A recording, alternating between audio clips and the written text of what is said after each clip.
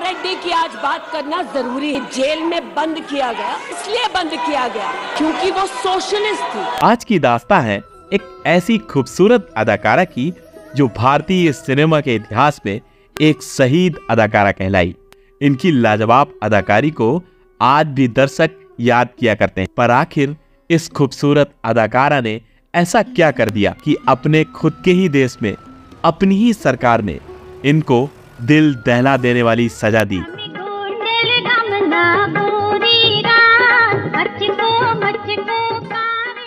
क्यों इन्हें तड़पा तड़पा कर मरवा दिया गया। मैं आपसे यकीन से कह सकता हूं कि आज जब आप इस अभिनेत्री की पूरी जीवन की कहानी सुनेंगे तो सुनने के बाद आपके रोंगटे खड़े हो जाएंगे, आंखों से आंसू खुद ब खुद निकल उठेंगे। आखिर क्यों इस खूबसूरत अभिनेत्री को अपने ही मलमूत्र में रहना पड़ा।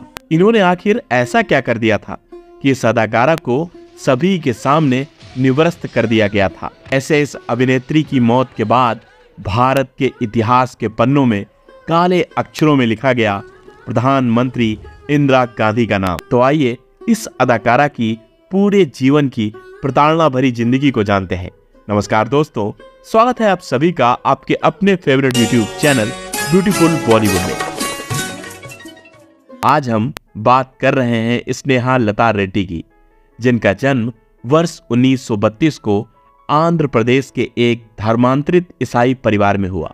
वैसे तो इनका परिवार पीढ़ियों से हिंदू था, पर जब स्नेहा का जन्म हुआ तो इनके परिवार ने हिंदू से ईसाई धर्म अपना लिया था। रही बात इनके परिवार की, तो इनका परिवार बेहद तंगी, गरीबी और दुख तकलीफ में ही जीवन व्यतीत कर रहा था। पर इस गरीबी के बीच भी इनके परिवार ने स्नेहा को पढ़ाने में कोई कसर नहीं छोड़ी। स्नेहा ने अभी स्कूल जाना ही शुरू किया था कि उनके मन में सिर्फ एक ही बात रहती कि कम से कम मैं पढ़ लिख कर इतना तो बन जाऊं कि अपने परिवार को जीवन सरलता से तो व्यतीत करवा सकूं। तो स्नेहा का बचपन गरीबी में भले ही बीत रहा हो, पर इनके मन में बचपन से ही कुछ कर दिखाने का जुनून पनपता रहा। थोड़ा सा समझदार हुई तो इन्होंने अपने आसपास अंग्रेजी हुकूमत का जुर्म देखा।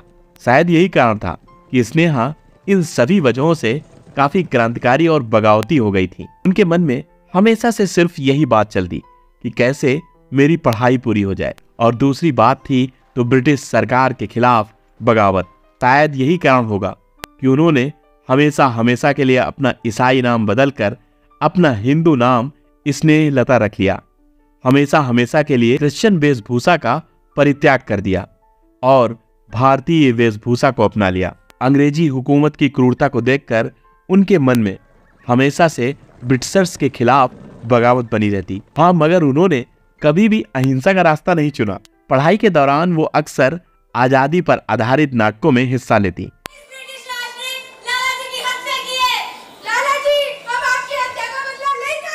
ताकि जैसे भी हो लोगों को आजादी के अधिकार के प्रति जागरूक किया जाए।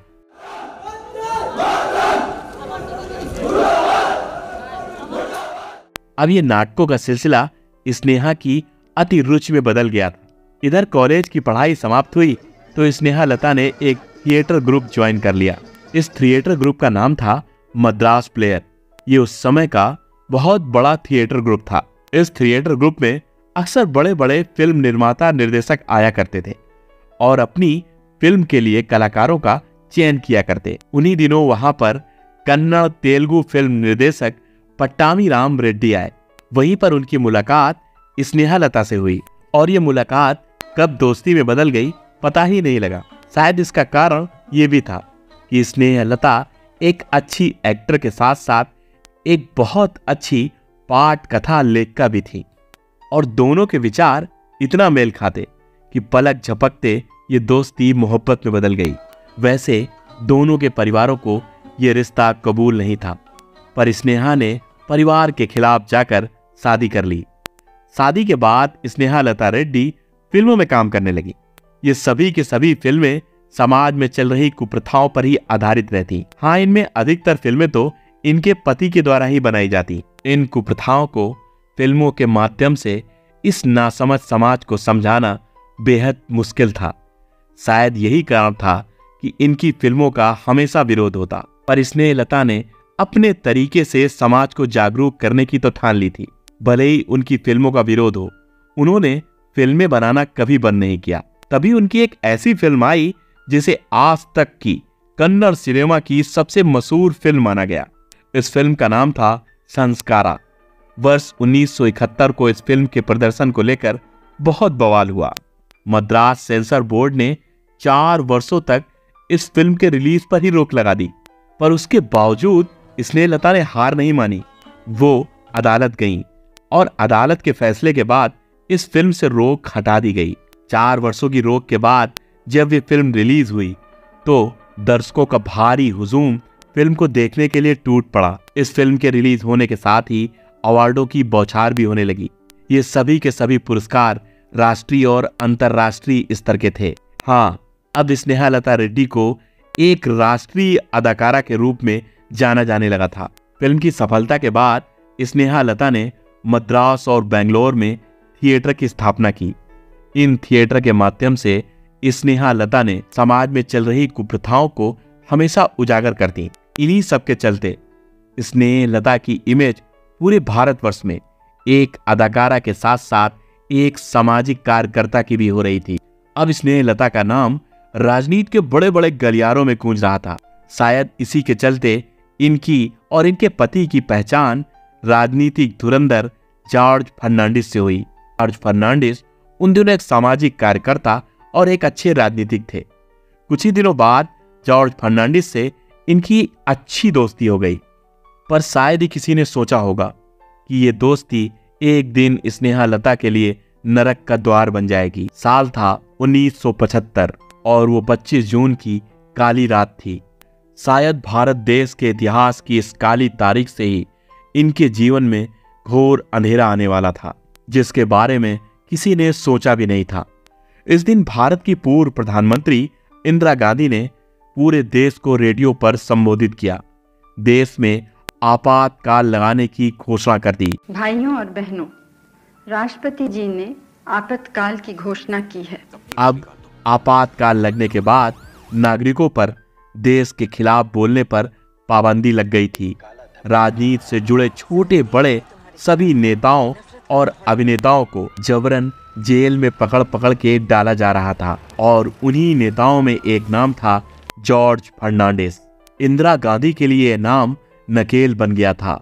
किसी भी हाल में उन्होंने आदेश दे दिए थे कि जॉर्ज फर्नांडिस को पकड़कर लाना ही लाना है। दरअसल जॉर्ज फर्नांडिस को बंदी बनाया जाना इसलिए भी आवश्यक था कि आपातकाल के पहले रेलवे कर्मचारियों की बेहतर सुविधाओं को लेकर जॉर्ज फर्नांडिस हड़ताल कर चुके थे और यह हड़ताल दुनिया की सबसे बड़ी हड़ताल थी।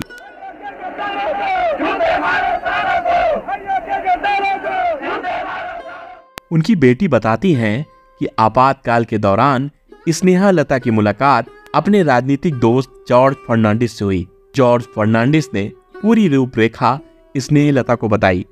वो किस तरह से इंदिरा गांधी के खिलाफ एक मूवमेंट चलाने वाले हैं। कांग्रेस को हटाना है, इंदिरा राज खत्म करना है। पर स्नेहलता को जॉर्ज फर्नांडिस का प्लान बिल्कुल पसंद नहीं आया। उसका कारण यह था कि स्नेहलता अहिंसावादी थी। उन्हें हिंसा बिल्कुल पसंद नहीं थी, पर जॉर्ज फर्नांडिस हिंसा की बात कर रहे थे। शायद इसीलिए स्नेहलता रेड्डी ने अपने आप को जॉर्ज फर्नांडिस से बिल्कुल अलग कर लिया। इधर इंदिरा गांधी फर्नांडिस को पकड़ना चाह रही थी। स्नेहलता रेड्डी और जॉर्ज फर्नांडिस की दोस्ती की खबर सरकार तक पहुंच गई थी। इंदिरा गांधी ने जॉर्ज फर्नांडिस को पकड़ने के लिए शिकंजा कसा और अंततः उन्होंने जॉर्ज की दोस्त स्नेहलता को पकड़ा। तो 27 अप्रैल 1976 की वो रात जब स्नेहलता और उनके पति किसी काम के सिलसिले में बेंगलोर के लिए रवाना हुए। शायद ये वो समय था जब स्नेहलता के जीवन में बुरे वक्त ने दरवाजा खटखटा दिया था। दरअसल इधर ये दोनों एक साथ मद्रास पहुंचे और उधर बेंगलोर में इनके घर पुलिस पहुंच गई।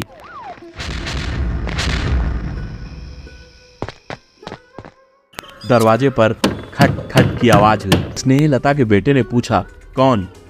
बाहर से आवाज आई, टेलीग्राम है सर, इधर दरवाजा खुला और पुलिस के कर्मचारियों ने भूखे भेड़िए की तरह अंदर घुसकर पूरे घर को तितर बितर कर दिया। घर वालों को उस रात पूछताछ के नाम पर खूब टॉर्चर किया गया। सब चेक किए सर, कुछ नहीं मिला। कुछ नहीं सर आपको। जब सुबह स्नेहालता रेड्डी घर पहुंची तो पुलिस ने उनके घर से थोड़ी दूर पर ही उन्हें रोक लिया और हिरासत में ले लिया। स्नेहालता अभी घर नहीं पहुंच पाई थी। उनसे कहा गया थोड़ी सी पूछताछ करनी है, आप थोड़ी देर के लिए थाने चली चलिए। पति से कहा गया आप घर जाइए, हम अभी खुद ब खुद इन्हें घर छोड़ जाएंगे। उसके बाद स्नेहालता रेड्डी को कार्टर हाउस ले जाया गया। उस रात स्नेहालता वापस नहीं आई और इसी तरह 3 रातें गुजर गईं। पति और परिवार को कुछ भी नहीं पता था कि आखिर स्नेहालता रेड्डी के साथ क्या हो रहा है। बड़ी कसमकस के बीच उनके पति को 3 दिन बाद ये पता लगा कि उनकी पत्नी को बड़ोदरा डायनामाइट केस में मुख्य दोषी बनाया गया है। कहा गया कि स्नेहालता रेड्डी संसद भवन और कुछ सरकारी मंत्रालयों को बम से उड़ाने की योजना बना रही हैं। इसके साथ ही स्नेहालता रेड्डी पर मीसा एक्ट भी लगाया गया। ये एक्ट था जिसमें आपातकाल के समय सरकार के खिलाफ बोलने वाले को जेल में डाल दिया जाता था। किसी एक ग्रुप को कंट्रोल करते हैं तो कल दूसरा कोई सर उठा लेता है। पर शायद अब तक स्नेहालता रेड्डी के साथ जो भी हो रहा था वो एक नाटक था। असल बात शायद ये थी कि उस समय इंदिरा जी स्नेहलता को डरा धमकाकर जॉर्ज फर्नांडिस का पता निकलवाना चाह रही थी। पर स्नेहलता कुछ जानती हो तो बताएं। अब इंदिरा गांधी ने उन्हें बेंगलोर सेंट्रल जेल भेज दिया। स्नेहलता रेड्डी को अन्य कैदियों से अलग रखा गया। ये काल कोठरी थी। अगर साथ देने को कोई था तो वो था अंधेरा।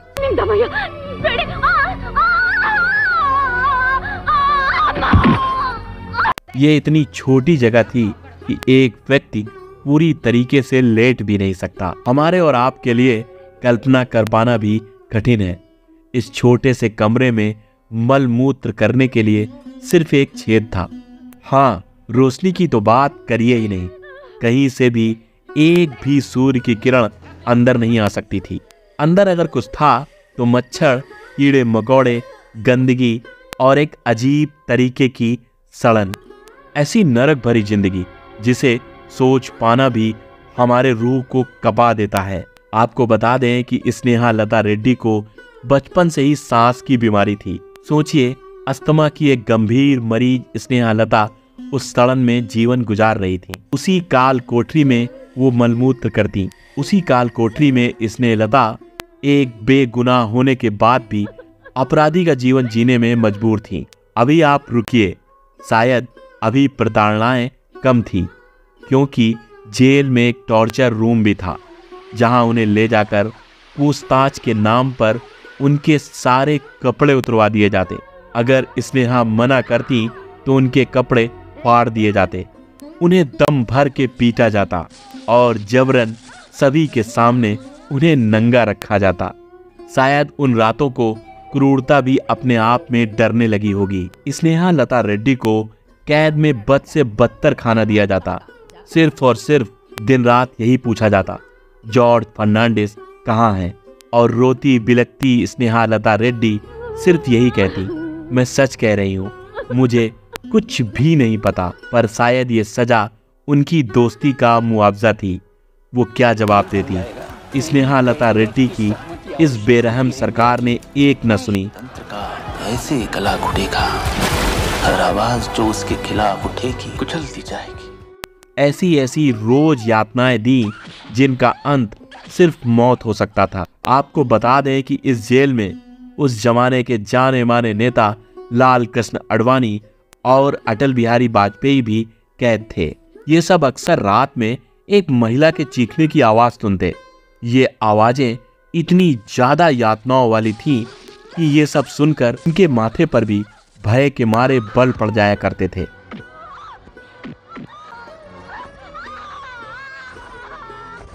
उन्हें बाद में पता लगा कि ये आवाज अदाकारा स्नेहालता रेड्डी जी की है। स्नेहालता रेड्डी जी ने अपने कैद के दौरान अपने अनुभवों को कागज के पन्नों में बयां किया। जिसे बाद में कर्नाटक मानवाधिकार आयोग ने अ प्रिजन डायरी के नाम से पब्लिश किया। उसमें लिखा था, ये वो जगह है जहां एक इंसान भी पर्याप्त से नहीं रह सकता।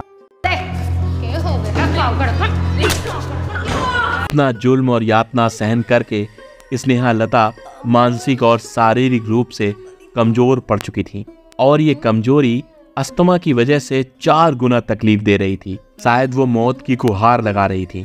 कौन सा ऐसा दिन हो कि उन्हें मौत आ जाए। बीमार स्नेहलता को निर्दयी जेल के अधिकारी स्वास्थ्य संबंधी कोई भी सुविधा नहीं मुहैया कराते। इधर इनका पूरा परिवार इस बात के लिए व्याकुल था कि कब तक स्नेहलता को जेल में रखेंगे। आखिर कौन सा ऐसा दिन होगा जब वो घर आएंगी। कोई कुछ भी नहीं कह पा रहा था। एक दूसरे को तसल्ली देते देते 8 महीने बीत गए थे। तभी एक दिन एक अनजान फोन आया। इस फोन को उनकी बेटी नंदा रेड्डी ने उठाया। अगली आवाज उनकी माँ स्नेहलता की थी। किसको दोष दोगे? थोड़े दिन तो रह गए हैं। नंदा रेड्डी कहती हैं, आज भी वो सब सोचकर दिल जोर से धड़कने लगता है। वो कहती हैं, उनकी माँ ने बोला, बेटी आज मुझे लोग हॉस्पिटल लाए हैं, तुम मिलने आओगी क्या? बेटी नंदा रेड्डी कहती हैं, मुझे कुछ समझ में नहीं आ रहा था। फोन के बाद नंदा इतना रोई कि शायद ही वो आज तक कभी रोई हो और भागते भागते विक्टोरिया हॉस्पिटल पहुंच गई। अपनी माँ को देखकर नंदा रेड्डी चिपट गई और इधर स्नेहलता भी अपनी बेटी को पकड़कर चूमने लगी। बार बार उनके बालों को सहलाती और चूमती ही चली जाती। नंदा ने भी अपनी माँ को मानो ऐसे पकड़ा था कि अब उन्हें उनसे कोई छुड़ा ही नहीं सकता। तब तक पुलिस का एक सिपाही आकर बोला, अब बाहर जाओ, तुम्हारा वक्त खत्म हो गया है। हॉस्पिटल से टेम्परेरी दवाएं करवाने के बाद स्नेहलता रेड्डी को पुलिस वैन में खींचकर बैठा दिया गया। वैन फिर जेल चली गई। स्नेहलता रेड्डी दिन पर दिन दुबली होती चली गई। वो इतना दुबली हो गई मानो हड्डियों पर एक पतली मांस की परत चढ़ी हो। अस्थमा भी अब 4 गुना बढ़ गया था। बिगड़ते स्वास्थ्य के कारण स्नेहलता रेड्डी को जेल प्रशासन ने मजबूरी में कुछ दिनों के लिए पेरोल पर छोड़ दिया। 15 जनवरी 1977 को स्नेहलता रेड्डी घर वापस आ गईं। स्नेहलता रेड्डी घर पर पेरोल पर वापस आई थी। उनकी हालत बिगड़ी तो पेरोल पर उनको 15 जनवरी 77 में छोड़ा। पर जेल की क्रूरता उनके मन में बस गई थी। उन्हें हमेशा ये डर बना रहता कि उन्हें अभी फिर जेल जाना है। पिछली अमानवीय क्रूरता को सोच सोच कर छूटने के 5 दिन बाद ही 20 जनवरी 1977 को वो परलोक सिधार गईं। और 5 दिन बाद उनका देहांत हो गया। इनका इतिहास खून से सना है। अब स्नेहा को इस नर्क की दुनिया से छुटकारा मिल गया था। पुलिस के पास स्नेहलता के खिलाफ कोई सबूत नहीं था। फिर भी उन्हें 8 महीनों तक इन यातनाओं को झेलना पड़ा। चार्जशीट में इस औरत का नाम नहीं था। एक महान अभिनेत्री, लेखिका, सामाजिक कार्यकर्ता होने के बाद भी स्नेहलता रेड्डी को कैद में वो सारी प्रताड़नाएं दी गईं जो कि एक आतंकवादी को दी जाती हैं। आज भी उनकी बेटी नंदा रेड्डी कहती हैं, उनके साथ हुई बर्बरता, क्रूरता, नंगेपन को सोचकर उनकी रूह कांप जाती है। नंदा रेड्डी इंदिरा गांधी को अपनी मां का कातिल मानती हैं। इमरजेंसी है, मतलब ऐसे कैसे पुलिस निहत्थी जनता पर गोलियां चला सकती है? नंदा रेड्डी जो कि एक सोशल एक्टिविस्ट हैं, जब भी वो अपनी मां के बारे में सोचती हैं और किसी से भी बात करती हैं तो उनकी आंखों में आंसू आ जाते हैं। नंदा अपने आर्टिकल्स में हमेशा यही लिखती हैं कि उनकी मां अपनी मौत नहीं मरी, उन्हें मारा गया है, उन्हें भारत सरकार ने मारा है। इंदिरा राज खत्म करना है। सत्ता और राजगद्दी के लालच में देश में इमरजेंसी लगाई गई। न जाने कितने लाख लोगों को जेल में डाल दिया गया। स्नेहलता रेड्डी के साथ जो भी हुआ, शायद इसी कारण उन्हें आपातकाल का पहला शहीद कहा जाता है। वैसे उत्तर के इलाके में स्नेहलता रेड्डी को शायद ही कुछ लोग जानते हों, लेकिन दक्षिण के इलाके में स्नेहलता रेड्डी की पूजा की जाती है। इन्हें लोग एक शहीद के रूप में जानते हैं। पर आप बताइएगा कि कभी आपने क्या इस अभिनेत्री का नाम सुना था कि कोई ऐसी भी अभिनेत्री है जिनको इतनी बेदर्दी से हमारी सरकार ने मौत के घाट उतार दिया। अगर नहीं सुना तो कमेंट बॉक्स में जरूर बताइएगा, और अगर आपने हमारे वीडियो के माध्यम से इनकी कहानी को सुना तो ये भी जरूर बताइएगा कि आपको हमारा ये वीडियो आखिर कैसा लगा। अगर पसंद आया हो तो प्लीज लाइक जरूर कर दीजिएगा, क्योंकि इस 20 से 25 मिनट के वीडियो में हमें बनाने में लगभग 30 से 40 घंटे लगे हैं। आपका एक लाइक हमारी मेहनत को साकार कर देता है। वैसे आपने इस वीडियो को अंत तक देखा, इसके लिए तो मैं आपका तहे दिल से शुक्रिया अदा करता हूँ, क्योंकि आपका एक एक व्यू मुझे और मेरे परिवार को किसी न किसी रूप में आर्थिक मदद करता है। तो इसलिए मैं आपका हमेशा रेडी रहूंगा। और अगर आपको भारतीय सिनेमा के ऐसे ही कलाकार के बारे में जानना है जो भारत देश के लिए अंग्रेजों से लड़ा और जिसे फांसी की सजा तक हो गई, तो दाईं तरफ आ रहे वीडियो को जरूर क्लिक करिएगा। चलिए मिलते हैं अगले किसी और वीडियो में और मनोरंजन के साथ। जय हिंद, जय भारत।